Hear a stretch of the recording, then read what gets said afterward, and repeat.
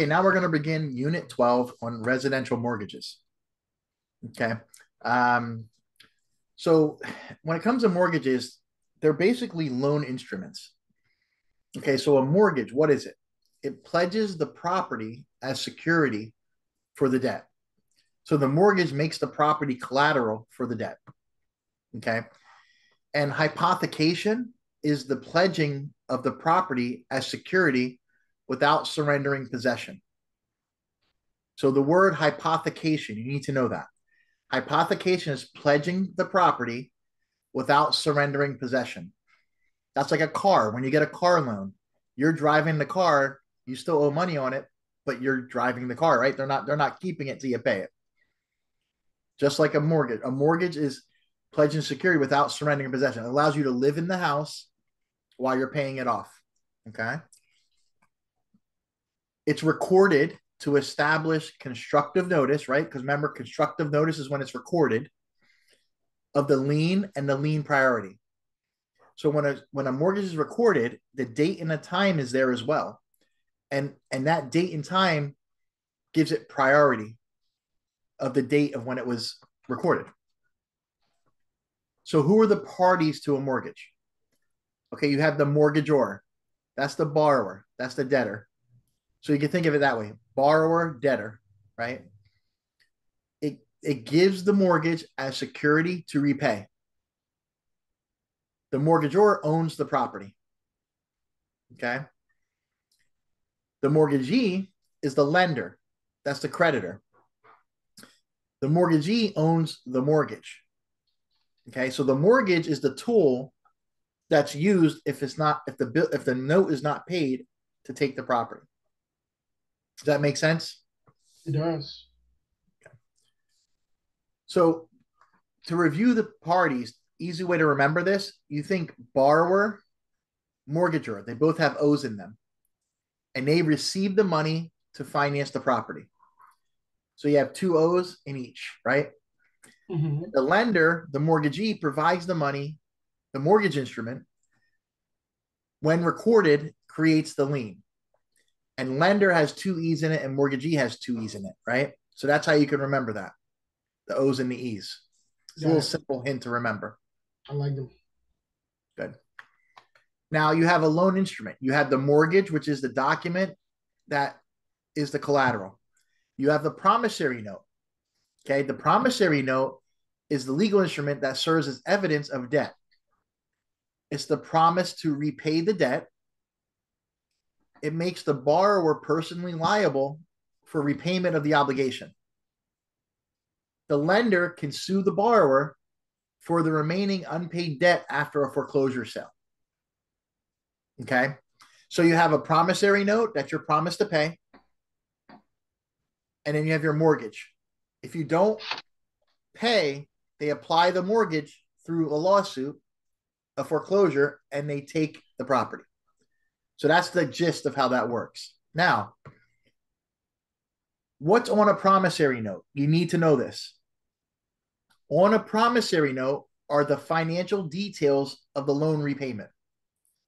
It tells you the amount of the debt, the interest rate that they're paying, the repayment method, the term or the time period they have to repay, 15-year, 20-year, 30-year. And if the borrower's failure to pay is required, it tells you what happens. Okay? It tells you the process. Now you have mortgage lien priority. This is determined by the order the liens are recorded. So the first mortgage will be recorded first. If you had a second mortgage, it will be recorded second. The date and the time of the day establishes priority over subsequent liens, right? So whenever it's recorded, it tells you what it is. Do you remember what it's called when one lets another one go in front of it? What kind of agreement that is? I do not remember that word now. Subordination. Remember, they're subordinating to the other. They're letting them go ahead. Yeah. You want to remember, if that case, say one wants to go ahead, it's called a subordination agreement, right? Subordination agreement. And right here it is. Subordination agreement. The priority of liens determines the order of the liens will be paid if the property is sold in a foreclosure sale. So the first mortgage gets paid first, then any liens after that would get paid in order. Okay. Higher priority liens can be subordinated to subsequent liens. That's what I was talking about, where one goes ahead. A subordination agreement is used when a mortgage recorded earlier takes a lower lien priority to a mortgage recorded later. Okay. Now let's talk about satisfaction of mortgage. You need to know what this is. A satisfaction of mortgage is when the release of the mortgage is recorded by the lender. The note is paid off. The satisfaction of mortgage is placed. Okay, the mortgagee must cancel the mortgage and send the recorded satisfaction to the mortgagor, who's the borrower, within 60 days. So once you pay it off, you're going to get a satisfaction of mortgage showing you owe no more mortgage. Like you have no more mortgage. Recording the satisfaction of mortgage shows that the mortgage lien has been removed. That's constructive notice, right? They have to record it and send it to you. Okay. Now let's talk about mortgage law. There's two types of theory. There's two types of way mortgage law works. Okay. You have lien theory. Florida is a lien theory state. Okay, this is when the borrower retains legal title to the property and the lender is protected with the lien. So in Florida, when you buy a house, the deed goes in the owner's name at the time they buy it, even though they have a mortgage and a lien and a note. And then they pay it, and then when it's paid off, they give them a satisfaction of mortgage. The lender's protected with the lien. If they don't pay it, they foreclose and take the property, right? That's a lien theory state. They're protected by a lien. There's also title theory. Okay. Title theory is the titles conveyed to the lender through a mortgage deed or a deed of trust to a trustee. That's like a car. When you buy a car, you're making payments. When you pay it off, you get your deed, right? You get your title. Like Tennessee is a title theory state. So in Florida, it's lien theory. It's mortgage and lien. But they may ask you questions about title theory. You know, who holds the deed? Who holds the deed of trust? You know, that deed of trust is in a title theory. A mortgage deed is in a title theory, right? You got to remember that. If there's a question about that, that's a title theory. Okay. Okay. Now, the borrower retains equitable title in a title theory. What that means is they have equitable title. They own the property. They're living in the property. They're paying off the property. They have equitable title until they get the physical mortgage or deed after they pay it off. That's called equitable title in that situation. Does that make sense? I just want to kind of like give you the thoughts that I have made based on this, and you will let me know. So, by Florida being a lien theory state, essentially that means that the person that bought the property is gonna get all the documents that they will get. Like they're gonna get all the documents and all that. The deed, everything. Yep, their name's gonna go in the deed. Yeah, Yep. they get everything, and everything is on their name. The only difference is that there's a lien on the property that will be like the collateral essentially. The collateral is gonna be a lien on the property. That's the only thing that they're The mortgage. The mortgage is the lien. Yep. Oh, okay. Yeah, yeah. So there's gonna be a mortgage lien on the property. Okay. And then on title theory, states such as, you mentioned that Tennessee was like that. In there, the title is gonna be in the lenders. Right. It'll go. Yes, it goes to the lender through a mortgage deed, or it goes to a trustee through a deed of trust. It's one or the other. Two different things. Okay, so the title is gonna be on their name. Yep. And then the borrower has equitable title. Okay, gotcha. And then whenever they do pay the mortgage off and they do the process for that, then they can get the title. Then the deed goes in their name. Correct. Okay, and it goes in their name. Okay. And then you were saying that how does it work in cars? You were making that example. Yeah, like that, like title theory, the way you can remember that, it's like a car. Like when you buy a car, you make payments on it. You're driving it. When you pay it off, they send you the title. Okay. Gotcha. It's the same concept, right? I want you like in your head, think about that. Yeah. So title theory, that's title theory. right? Got it. So the borrower's covenants and agreements that are in a mortgage. There's a promise to repay. They promise to pay taxes and liens on time. They promise to always have property insurance. They promise to occupancy. So it's either owner occupied or an investment property. They promise that. They have to agree to that. And then maintenance and covenant of good repair. They're going to maintain the property. They're not going to let the roof fall in. They're going to cut the grass, right? You have a covenant that you must maintain it while the lender has interest in it, right? You can't let it fall apart. Okay. So in the occupancy, does that mean that if a person gets a mortgage, let's say it's an FHA mortgage, and they let's say that they live in the house for like 2 years, and then they moved out, can they do Yeah, that yeah. and still have Oh, the yeah, yeah. mortgage? No, no. If you live in the house and you move out, yeah, that's okay. Like that's the future. You don't have to refine it. It just change. Yeah, that's different. Okay, This is gotcha. when you're living there, and yeah, this is what you're agreeing to and your covenants. Okay, If you move out 2 years down the road, yeah, that's. I mean, what are you yeah, gonna do? yeah, Your you life, probably didn't know that. Okay. right? Okay. So let's look at some important mortgage provisions. You need to know these because you're going to be asked questions on these. Some of them or all of them. Okay, you have a prepayment clause. Okay, a prepayment clause are conditions to repay the debt in advance of the due date. So if you're going to pay the mortgage off early, that would be a prepayment clause. It has to be in there to tell you that there's conditions. There's a penalty, right? You might Mm-hmm. have to pay. So whatever the conditions are, a prepayment clause could say you have the right to pay it with no penalty. It could say you have a right to pay it with a certain amount of time, right? With a penalty. It just depends. So a prepayment clause is the conditions to repay the debt in advance of due date. It'll tell you what your ability is. Now you also have a prepayment penalty clause. Okay, a prepayment penalty clause will state that if there is a penalty to pay it off early. So if you pay it off in the first 5 years, there may be a 2% charge or something. If that clause is in there, there may not be. It'll say prepayment clause, no prepayment penalty clause, right? Prepayment penalty clause, no prepayment penalty clause. It might say that. A prepayment clause may say you may be able to pay off at any time. Do you see what I mean? It's just a prepayment. So don't get confused on that. Prepayment clause says the conditions to repay it off early. A prepayment penalty clause will tell you what the penalty is to pay it off early if there is one. You okay with that?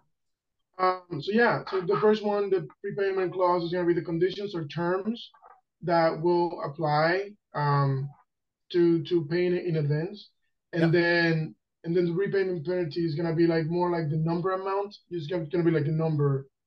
It's going to tell you what the percentage or what the fee would be, or whether or Right. not there is a fee. It may just be say not applicable, I guess. Yep. If there's none. Okay. Exactly. And then the acceleration clause, you need to know this one. Upon default, when somebody does not pay the note and they're going to go into foreclosure, the bank applies the acceleration clause. And what that does is, upon default, it accelerates the entire debt to be due and payable. It's no more due over 30 years. They make all the debt doable now. That's called an acceleration clause. Okay. Huh. Could They're you accelerating the mortgage. Like when you go into foreclosure, they file the lis pendens, which is the lawsuit, and then they do the acceleration clause. And that makes all your payments due today. Now. Oh, Okay. Now, that makes all your payments due today. When you go into foreclosure and they file a foreclosure against you, that's a lis pendens. So the case is brought. The case is scheduled. They get a judgment. Then it goes to auction. It takes time for that. You in Florida, you have the right to reinstate. So now they filed it. They made all the payments due today. If the owner goes to the bank and says, "Look, here's all the money I owe you. Here's all the penalties. Here's all the fees. Here, I'm catching up. Now I don't owe you anymore." There's something called the right to reinstate. That's the mortgagor's right to reinstate the original payment terms after the lender has initiated the acceleration clause. That if you do the right to reinstate, you owe, say you owe $10,000. Here, bank, here's your $10,000. They'll reinstate your mortgage. They'll make the payments go back to 30 years. Nothing will change, and you start making payments again.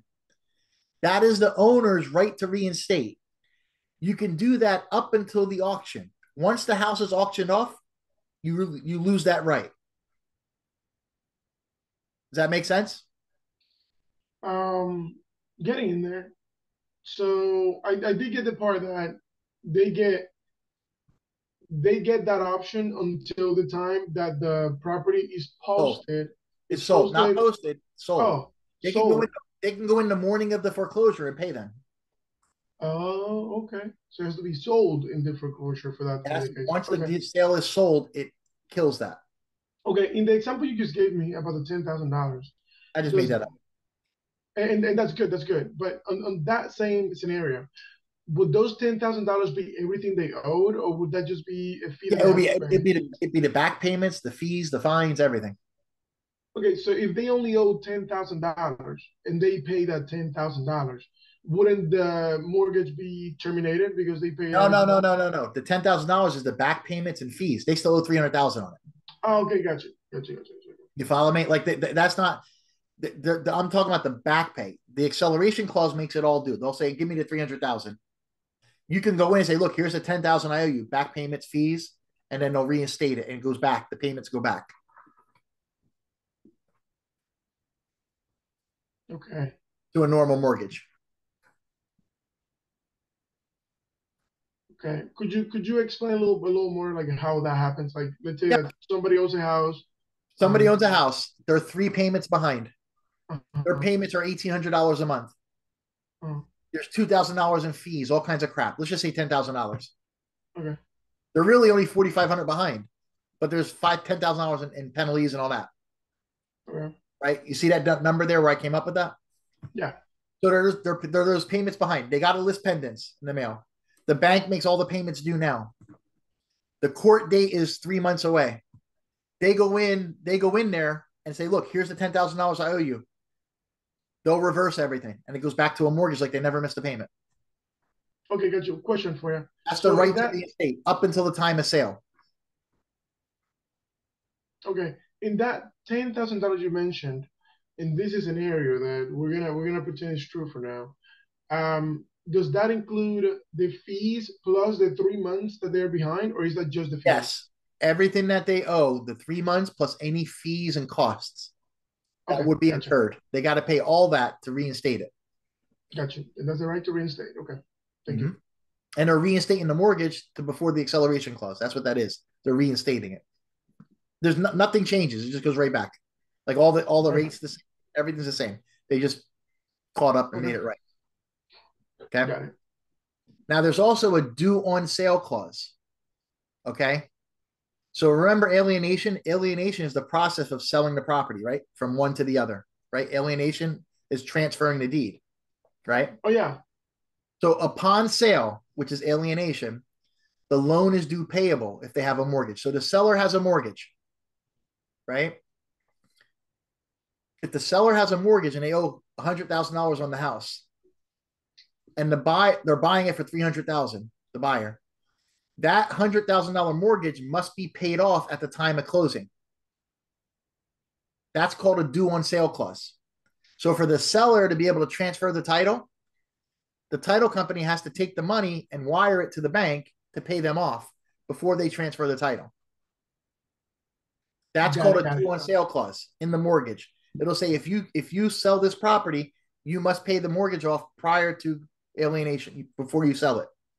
And if they have negative equity in the property, then that means that they're gonna have to cut a They check so still that they can they got to cut a check at closing if there's a cut mortgage. a check at closing. Okay, got Yep, it, same thing, reversed. got it. Now you have something called a defeasance clause. Now you need to know this too. There's two different ways this works. A defeasance clause in a lien theory state, which is Florida. So the property is no longer collateral when the debt is repaid. That's the defeasance clause. So basically, you get the mortgage satisfaction, right? Satisfaction of mortgage. Yeah. In a lien theory state, the property is no longer collateral when the debt is repaid. That's the defeasance. In a title theory state, the mortgagor, which is the borrower, receives the legal title when a debt is repaid. So in Okay. Florida, they get a satisfaction of mortgage done. Great. In another state with title theory, they're going to get the legal title, and it's going to come to them at the time the debt is repaid. That is the defeasance clause. It'll explain that in there. Okay. Okay. You need to know that. I've seen that on my test. Okay. That's pretty. I mean, that's pretty like obvious though. Like Yeah, but the words trick you. The yeah, the words, words they you definitely got to do. watch how they. That when I go over the practice exam and stuff with you, I'm going to show you that Yeah. the wording of the test is tricky. You got to read it twice. You got to. The thing you do is on the test is you look at the question, you look at the answers, you reread the question again, and then you eliminate two answers right away. Two of them you can eliminate, and then it's out of the last two. 50-50. Sounds good. And that's the and if you look at it again and try to use logic, as long as you know the material, you can put it together. I like it.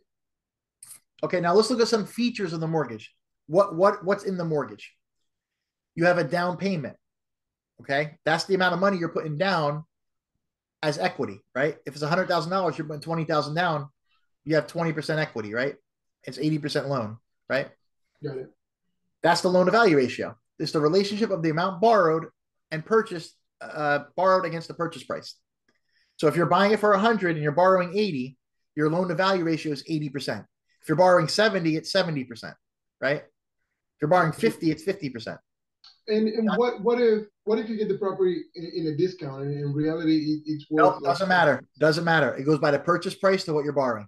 The house could be worth 400,000. You buy it for 3. If you're buying it for 300,000 and you're putting 30,000 down, you have 90% mortgage, 90% right? mortgage. Got it. Doesn't go by on this situation. In a refinance, it's different. But on a buy, it goes by the purchase price. Doesn't matter. Makes sense. Okay. Okay. Equity. That's the monetary interest the owner has in the property over and above the mortgage debt.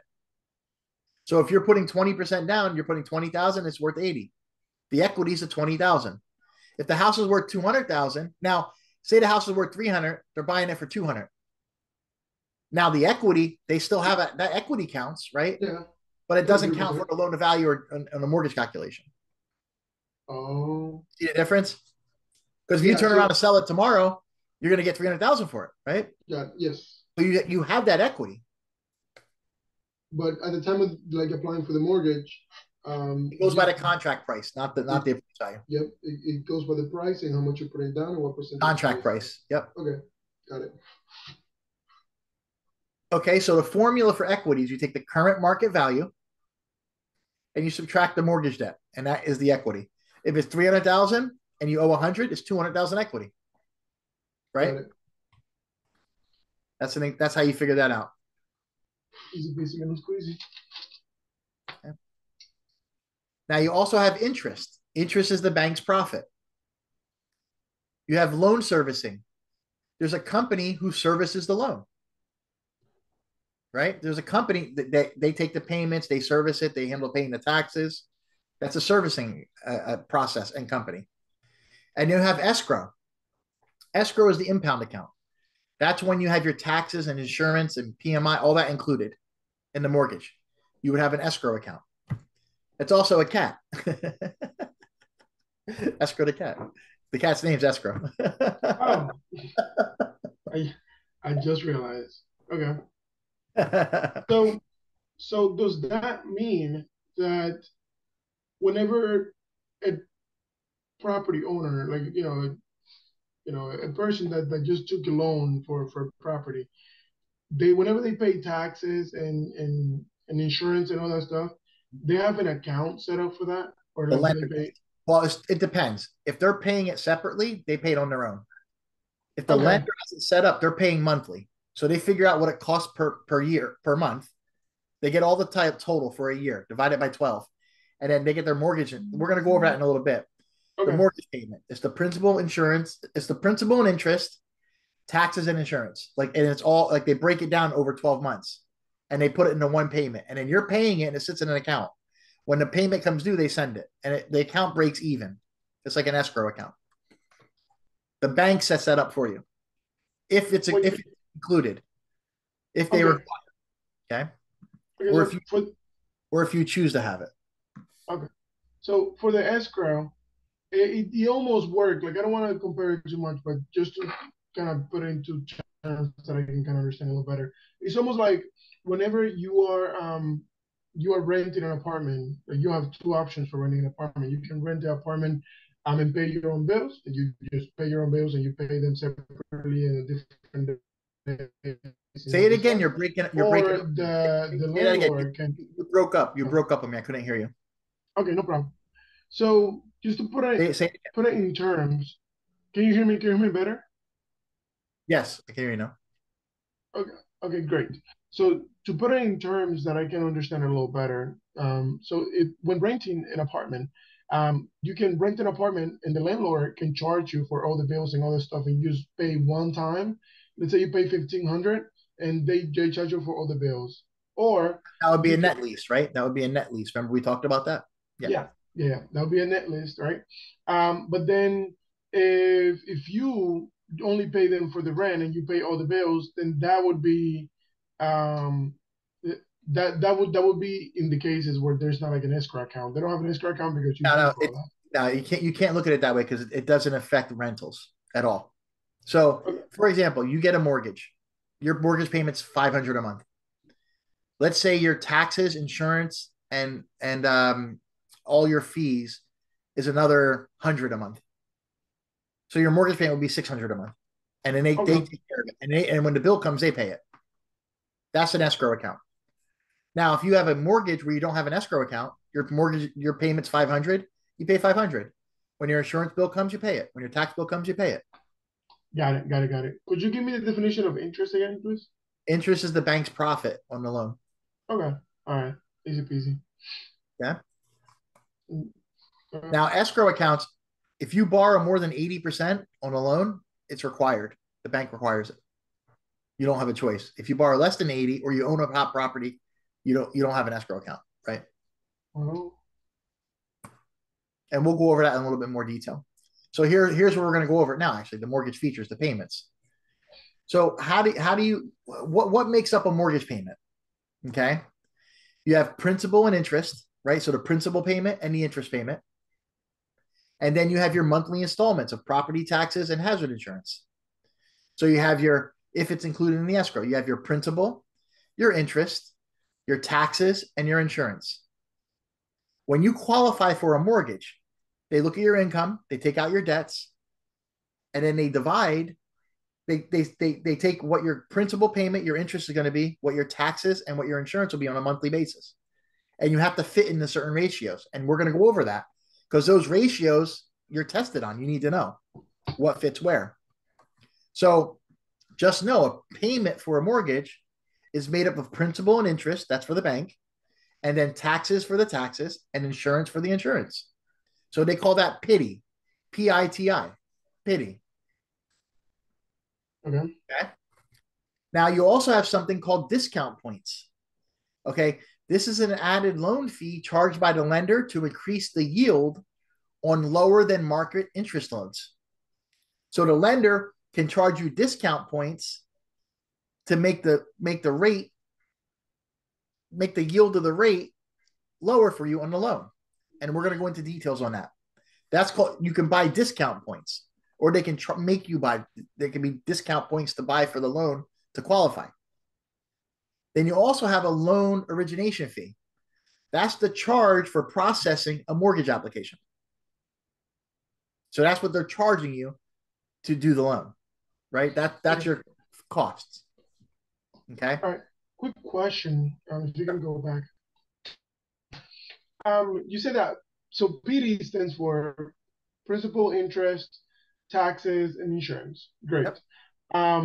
But all of that makes up what the monthly or like what the mortgage payment is essentially. Right. The mortgage payment would be, yeah. Well, your Okay. total payment would be all of this. If you don't have your taxes and insurance included, Oh, it just be this.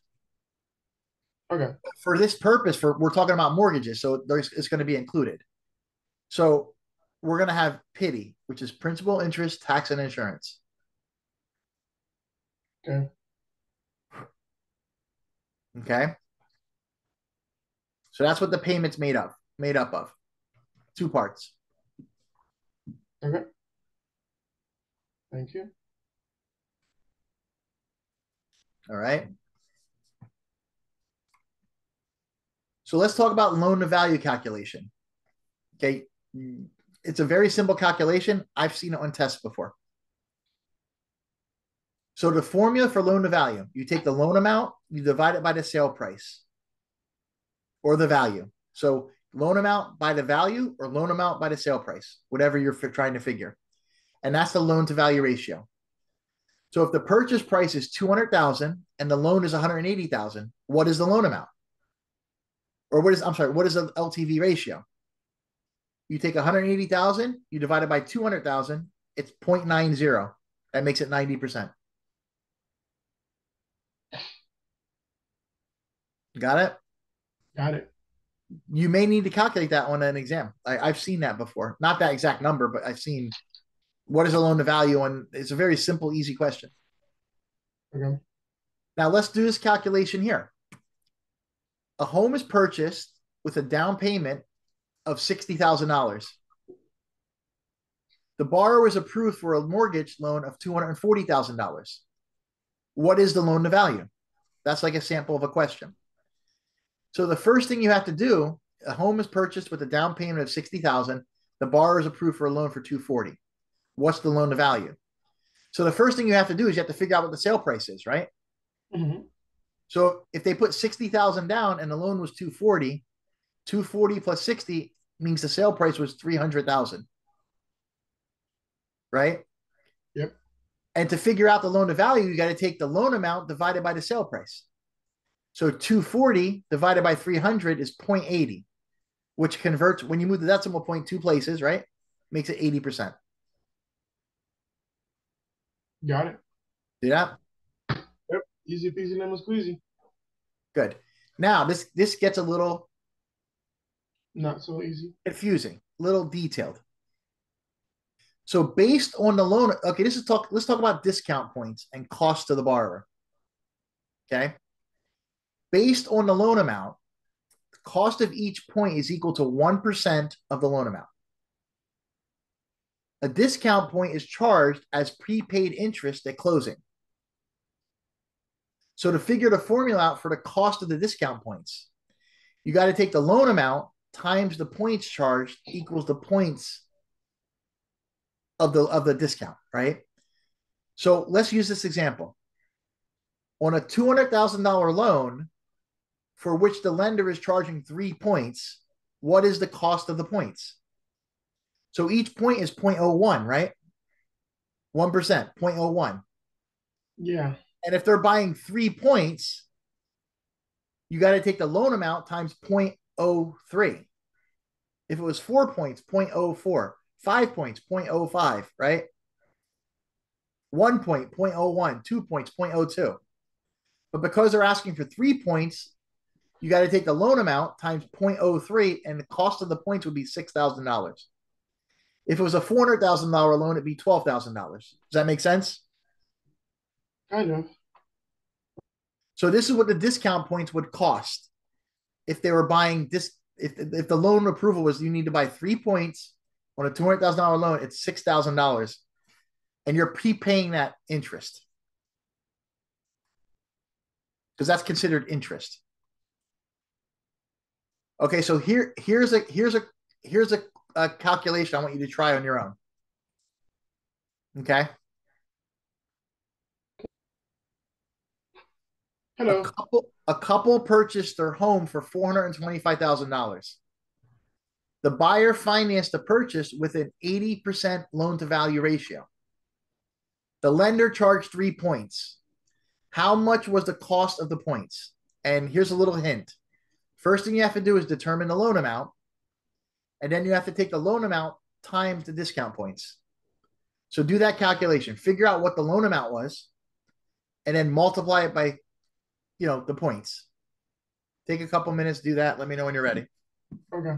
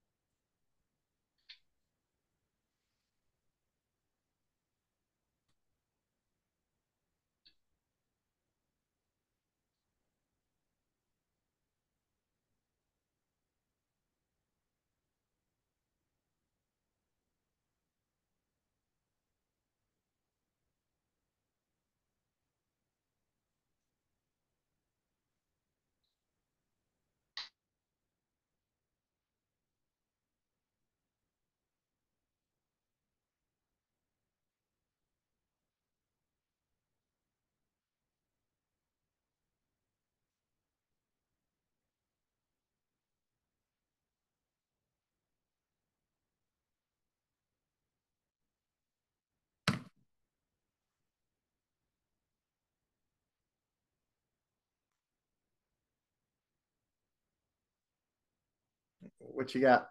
You're muted. You're muted, man. Yeah, I'm doing it right Oh, now. okay. All right, that's fine. Okay. Yeah, yeah, yeah.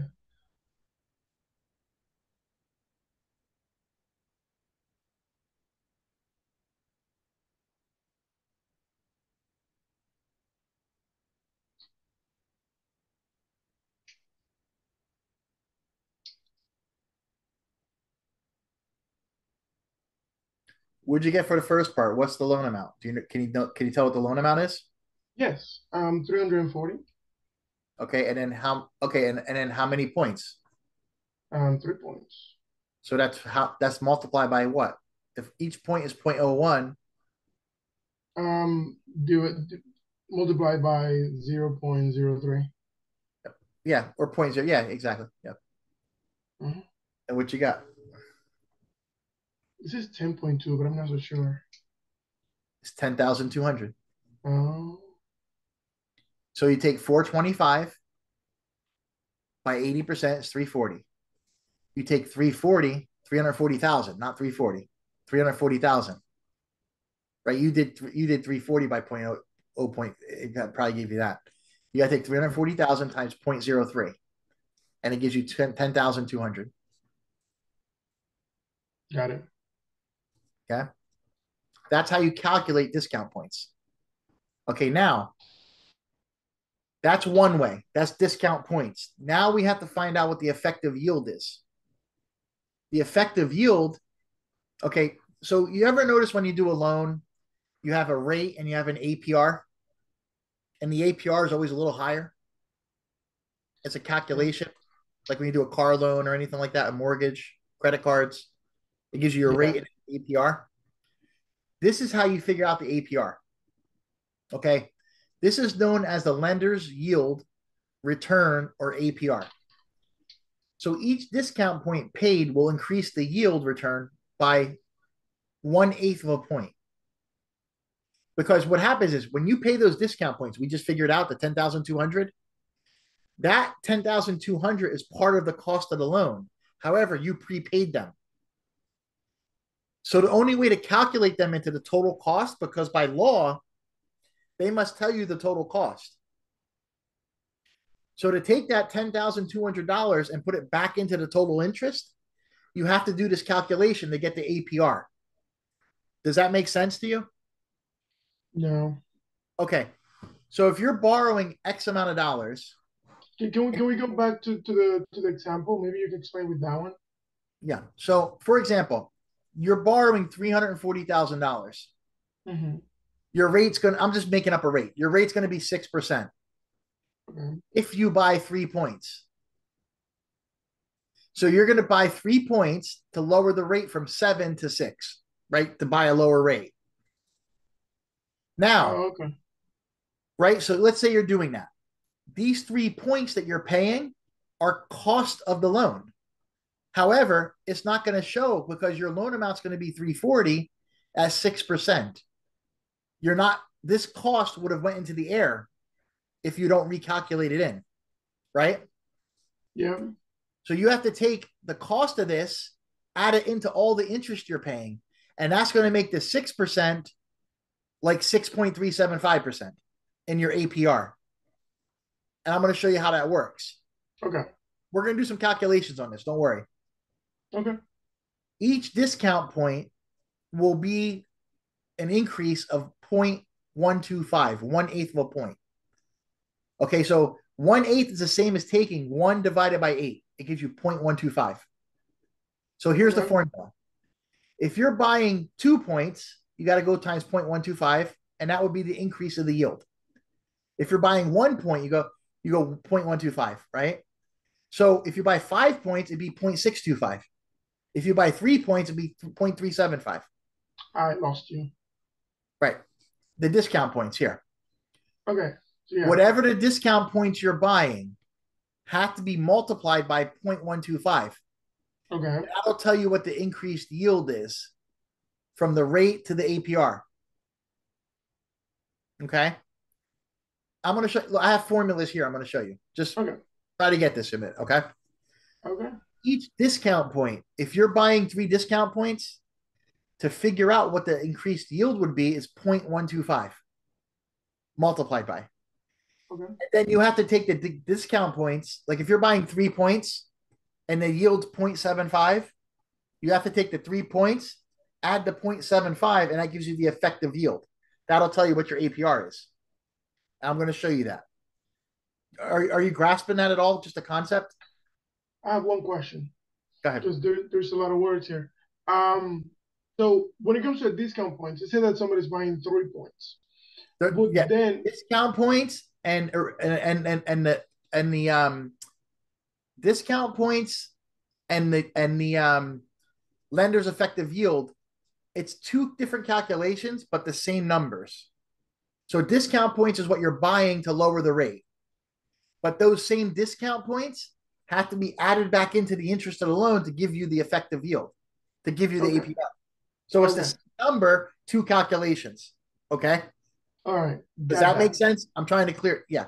Yeah, that 2 different part things. that part makes sense. That Okay. that part makes sense. That's Now, the step one. You got to understand it. Okay. Good. okay, that's step one. Good. We can put a check mark on that one. Okay. Now what it says right here in the formula, it says discount points. Am I putting that in the form of decimals, like 0.1? Or am I putting that in the 125, 0.1. Oh, yeah.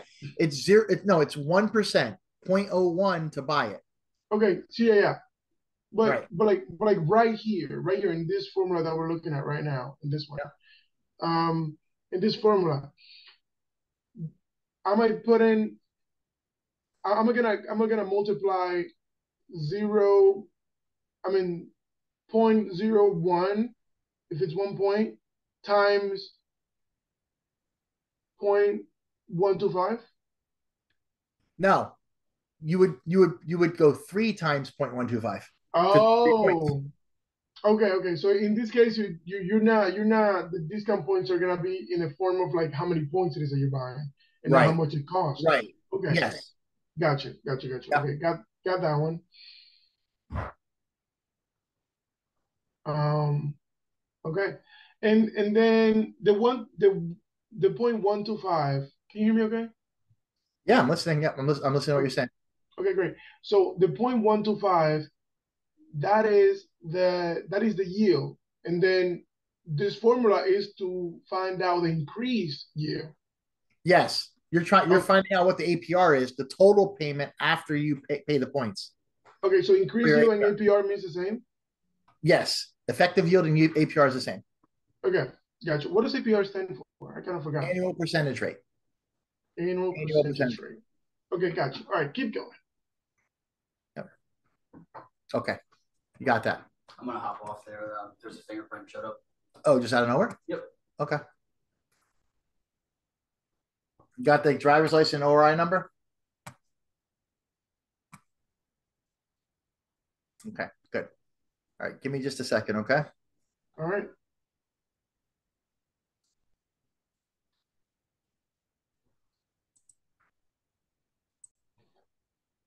Okay, so let's look at the discount points calculations to figure out what the lender's effective yield is.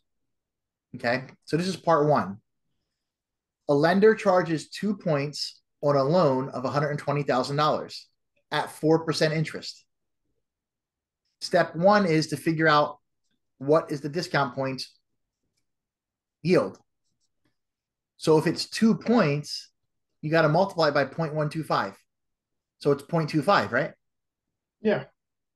And to figure out the effective yield, you got to take the rate and add that to it.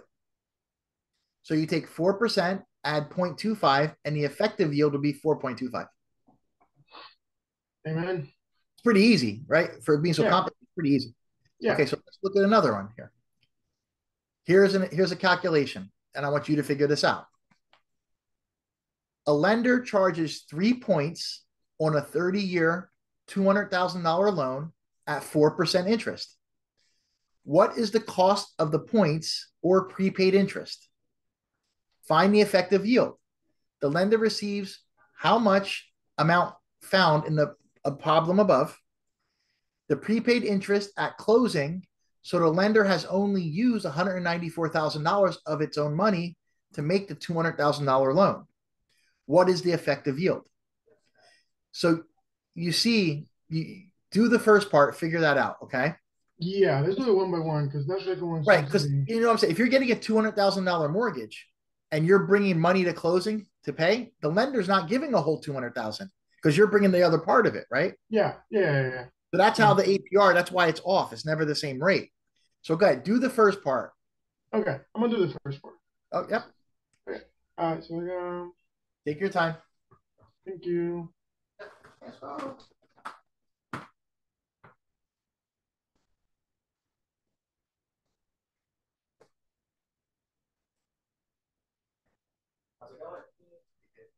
You get Josh, he'll do your picture and everything. I just got a camera up for you and everything. I'll do the fingerprints and stuff. If you guys need any help, just let me know. You get the camera and stuff. All right.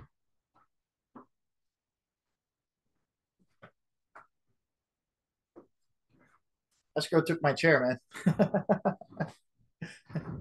Okay. So what do you got? Ooh, oh no. It's gonna take me another 60 seconds.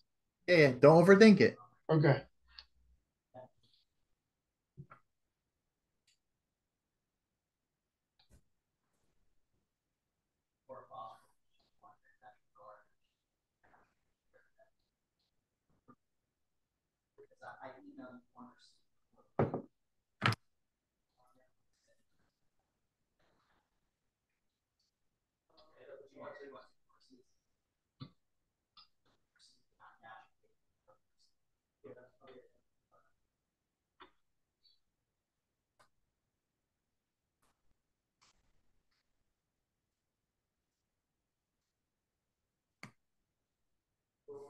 Almost there.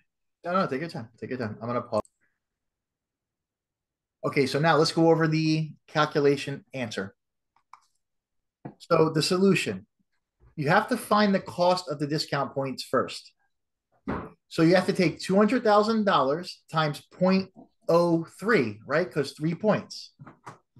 And that gives you $6,000 prepaid interest. So the Department of the Child Welfare, is that still other employment? Yeah. Okay. Yeah. Now, once you have the $6,000, the next point is you have to figure out what the discount points increased yield would be, right? So now you have 3 discount points. Now this is the effective yield we're trying to get to, the increase. You take that times the 0.125 and it gives you 0.375. Now to get the effective yield, you got to take the rate they're paying, add the 0.375, and then the effective yield would be 4.375.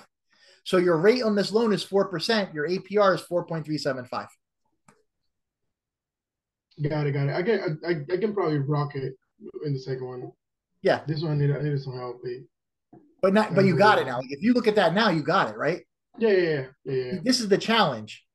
It's not getting it right the first time. It's looking at it, trying to figure it out, and then getting the concept and then being able to kill it, right? That's even when you take your practice exam, same thing. Get it, even though you get the answer wrong, maybe by getting it wrong, it's going to teach you how to get it right when we go over it. You learn by that, right? You learn by doing it. Got it. Okay. So let's look at okay, we did this, we did that. Now let's talk about something called an assignment of mortgage. Okay. Okay, this is when the ownership of a mortgage is transferred from one company or individual to another. So lender A sells the mortgage to lender B. The payment doesn't change. Who you pay changes, right? Like when your mortgage sells to another bank, that happens all the time. That's called an assignment of mortgage. Okay, so there's something called an estoppel letter, an estoppel certificate. And what that is to stop a claim that the amount owed is different from the actual unpaid balance or that the interest rate is other than what is contracted. So when one bank is selling a loan to another bank, the bank that's selling it does an estoppel letter. It tells them, here was the original loan amount, here's how much they paid, here's their interest rate, here's what's owed. It tells them everything. So when that goes there, they can't change anything. It verifies the unpaid balance, it verifies the interest rate, it verifies the date with the interest has been paid prior to the assignment. It just documents everything when it's going to the new lender. Assignment of mortgage is when one mortgage company sends it to another, and there's an estoppel certificate. Okay? Got it. Now, purchasing property encumbered by an existing mortgage loan. What that means is when a buyer's buying a new property and the seller's selling it, let's say the seller has a mortgage on it that needs to be paid off. That's encumbered, right? So there's something called an assumption of an existing mortgage. Okay, it's very unlikely now. There's not many ways to do this now. Okay, an assumption of an existing mortgage is when a buyer executes a promissory note and becomes primarily liable for the debt. So if it's a VA loan or an FHA loan and it does not have a due on sale clause, it could be assumed. So if somebody has a 3% mortgage right now and the buyer wants to take it over on an FHA or a VA, that can be done and not pay today's rates. Yeah. Right? Is that what they go? Right. That's called an assumption of mortgage. Or seller finance, I think is what it is. No, it's called because the seller's not financing it, the bank is. Oh yeah. Yeah. There is seller financing. We're going to talk about that. That's equitable Yeah. title. I'm going to talk to you about that in a little bit. This one, it's related to sub 2, is what they call it. Yeah, subject. No. This isn't subject to either. That's something else. Nope. Subject to is something else. Yep. Okay. Subject to is something else. This is actually when you're buying a house, the seller has a mortgage on it, and you're taking that mortgage over from the bank. Oh, okay. This is called an assumption of existing mortgage. Okay. Okay. So a buyer executes a promissory note and becomes primarily liable for the debt. The seller is still liable if the buyer doesn't pay. So, for example, if I buy a house and I take the mortgage over and I take it and I don't pay on it, that seller's still responsible if I don't pay, even though they don't own it anymore. Now, there's a way to get rid of that. Okay. That's called a novation agreement. You got to remember that novation agreement. Okay. If I'm buying a house and I'm assuming the mortgage and the seller does not want to be responsible for it, the lender has to approve a novation agreement. And that makes me, the new buyer, solely responsible. If I default, it's on me. It's not on the old seller. Do you understand that? Yes. Novation. Novation agreement. Now, if a due on sale clause requires the debt to be paid in full when the property is sold, that mortgage does not allow for assumption. Yeah. Most mortgages don't allow for it. However, if it's an FHA or a VA, it allows for it. Nice. Okay. So that's an assumption of mortgage. Does that make sense? It does, yeah. Okay, good. Now let's talk about a little bit more. The subject to the mortgage. This is what you're talking about. This is where the buyer is not personally liable for the repayment of the debt.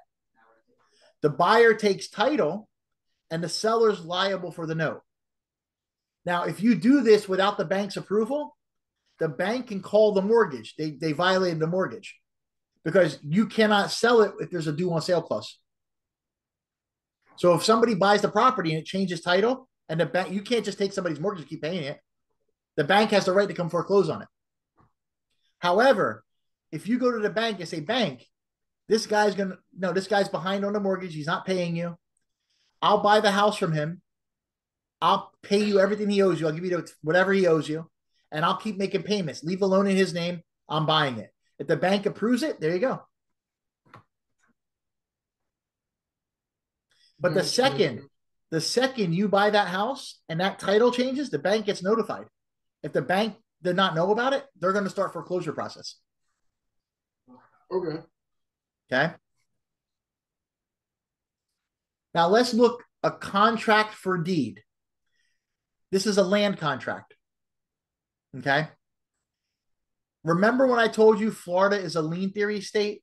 It's always the title goes in your name and you get the mortgage, and that's the lien. Yep. In this case, it's different.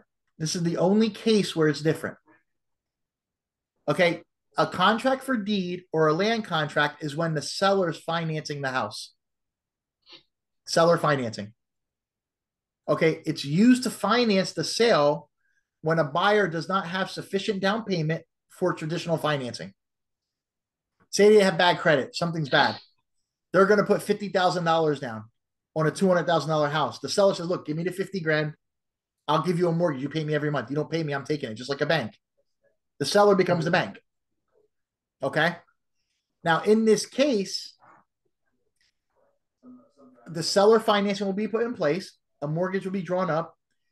A buyer makes a down payment, small, big, whatever, and the buyer makes monthly payments to the seller.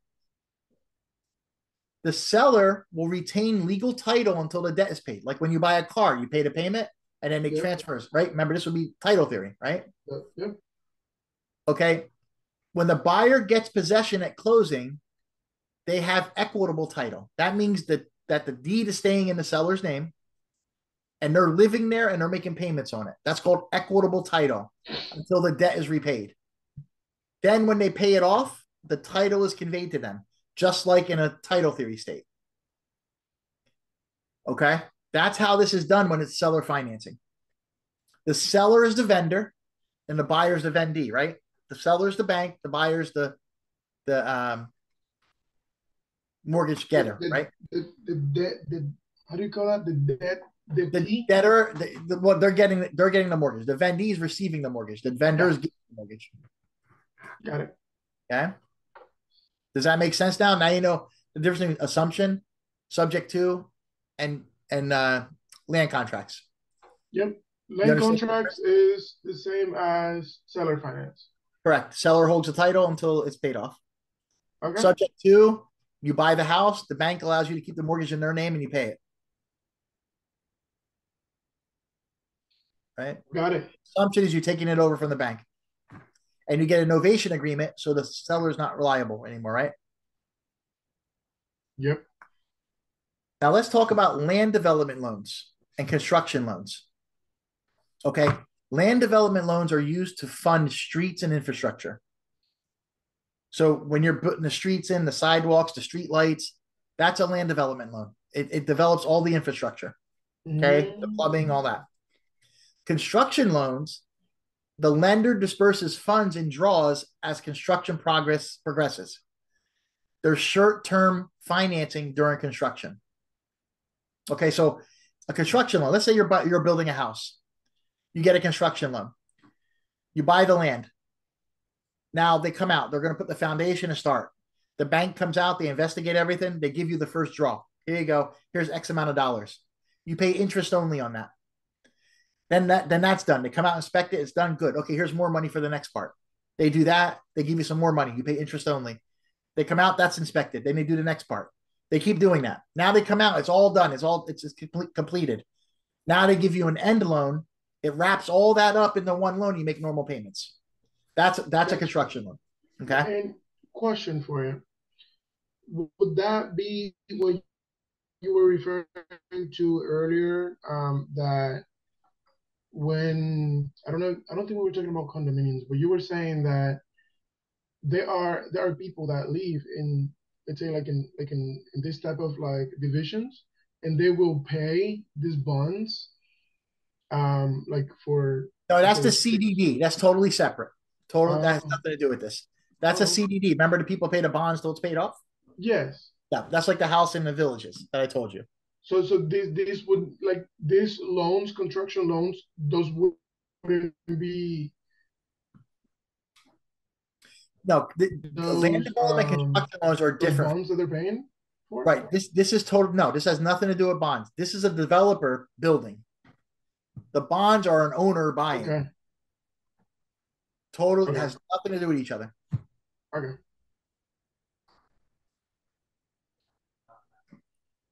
Okay. So land development is used to finance the streets, the sewage, the pipe, the plumbing, the street lights, the signs, all that. Right. That finances that. Construction loan finances the actual building and everything of the home. Okay. Got it. Blanket mortgage loans pledge several properties. Okay. So there's partial release clauses provided they release the individual lots. Okay. Now let me explain that to you. The development that my people are buying the two homes in, lot 64, lot 65. When that developer built all that, they got construction loans to pay for everything. Now, they had a blanket mortgage. It paid for all the lots.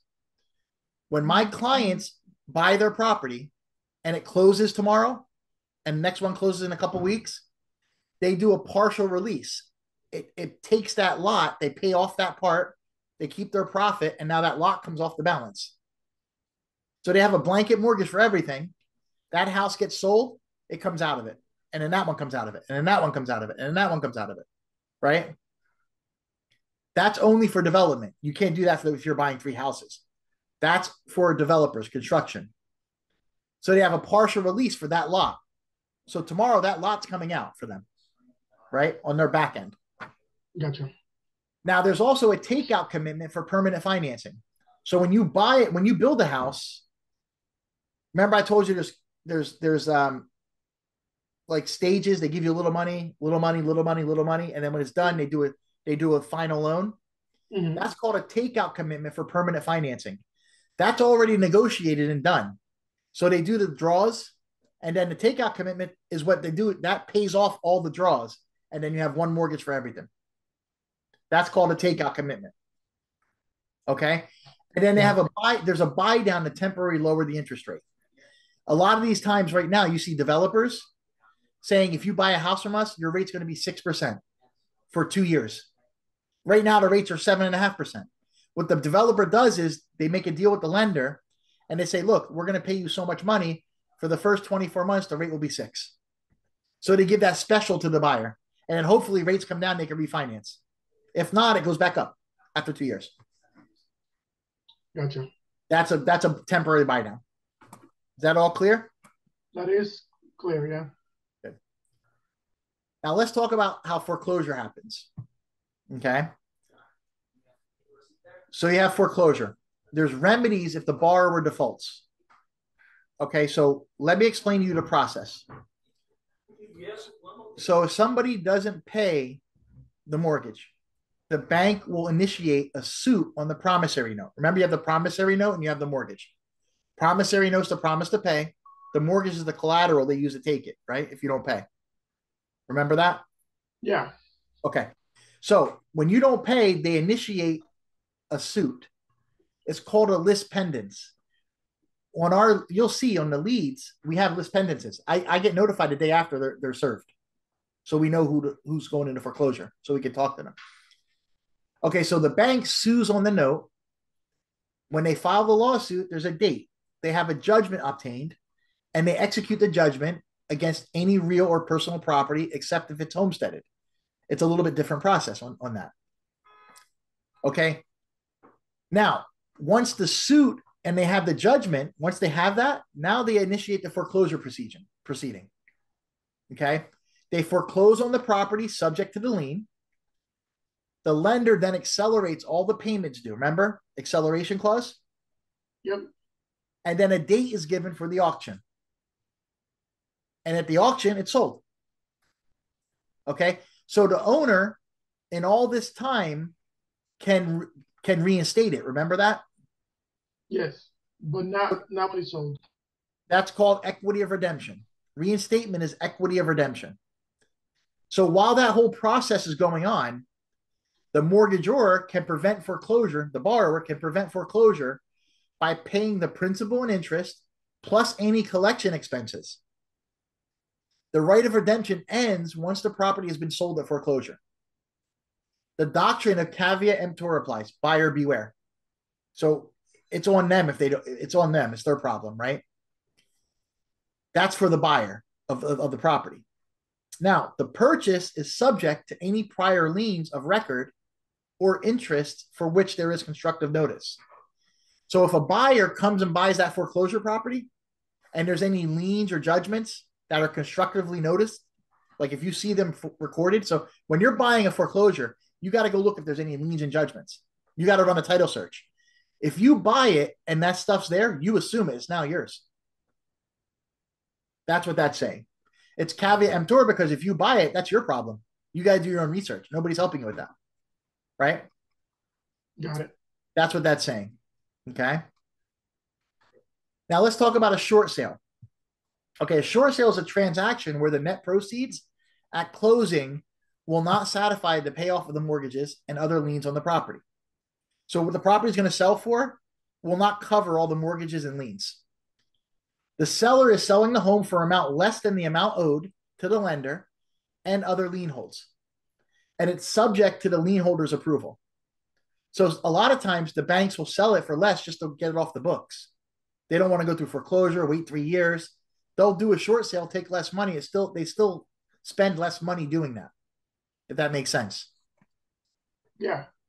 Okay. Okay, so we're good on that. Any questions on that? Well, that is that when, let's say that the lien holder does not approve it, and that means that the person has to come out of pocket for the difference. Give me a second here. So wait, say that one more time. So whenever like in the short sale, let's say that the property is gonna sell for 80,000 because that's what it's worth, but then you owe 90,000. Right. Yeah. So that means that you would need to cut a check for $10,000. No. In this case, the lender will actually take less money, and you won't have to pay that. Okay. If they agree, that's why it needs lender approval. Gotcha. But if it doesn't, then you just put it out of your own pocket, and it's not gonna be a short sale at that point. It's just gonna be like a break even, I guess. Yeah. No. If they don't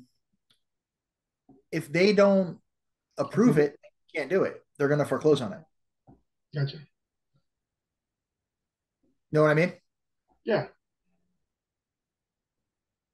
Okay. Give me 1 second here. All right. Good.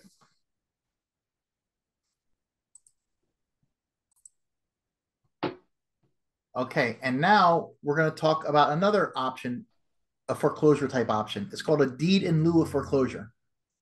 This has been coined friendly foreclosure because it does not involve a lawsuit. This is when a defaulting borrower transfers the deed to the mortgagee or the lender to avoid foreclosure. And the lender takes title to the property subject to existing liens. However, this is still a foreclosure on the record. It's just they're not going through court. They're not raising the fees up. It's a friendly foreclosure. Here, I can't pay it. I'm sorry. Here you go. And what that does is that keeps the cost down, because if a foreclosure happens and they still owe money after it's sold, the lender can sue them and put a judgment against them for the difference. So instead of letting it build up and having a problem, they just give it back and they don't want no problems. They just say, here you go, and let's do that. Does that make sense? Yeah, I do have a question though. So if you owe, let's say, 50,000 in the property, that cost, that the property value right now is double of that. Let's say it's 100,000. Yep. What happens? You would sell it. You would sell it before it gets foreclosed on. Oh, okay, gotcha. Right? I mean, yeah, sounds about right. If you But owe if less, they, whatever, But if yeah, you have equity, sell it. gotcha. But if they don't do it, but for whatever type of reason, does that mean that once it is foreclosed, like once it is sold on foreclosure, they're not gonna get any money out of it because the bank is just gonna take it off? Well, no. If they have profit and they're selling it, the bank gets their money. They take the profit and leave, just like a normal sale. Even if it is in foreclosure. The bank's supposed to give them the money. I mean, Okay. you have to deal with it. I mean, they can. I mean, legally, they have to give them the profit. Okay, gotcha. But usually, people will sell it before it goes to that. Why would they do that? Because the foreclosure is going to get more and more and more and more. You want to sell it, get your money, pay the bank, leave. Yeah, I agree. You wouldn't let it get that far. Nice. But if there's profit, they have to give you the money. I mean, you have to get a lawyer involved, but I'm sure. Okay, so that's a friendly foreclosure, deed in lieu. Now let's talk about foreclosure on income property. A receivership clause. You need to know that. You may see something on that. Receivership clause is only used in one place. It's when there's a foreclosure on an income property. So it allows a receiver to be appointed to collect income from the property and use the income to make mortgage payments in case of default. So if you own a 10-unit property and you default on it, the court will name a receiver and they start collecting the rent. You don't collect it anymore. And all that money collected goes towards the mortgage. That's called a receivership clause. Okay. And last but not least, a lis pendens. We talked about this before. This is the notice recorded in public records of pending legal action involving real estate. It's constructive notice of the pending legal action. It names the parties, the mortgage and the person involved, the object of the action, the house, the property, and the legal description of the property. And this is how a foreclosure started. That's the filing of it, of the lis pendens, of the lawsuit, that they're not paying the note.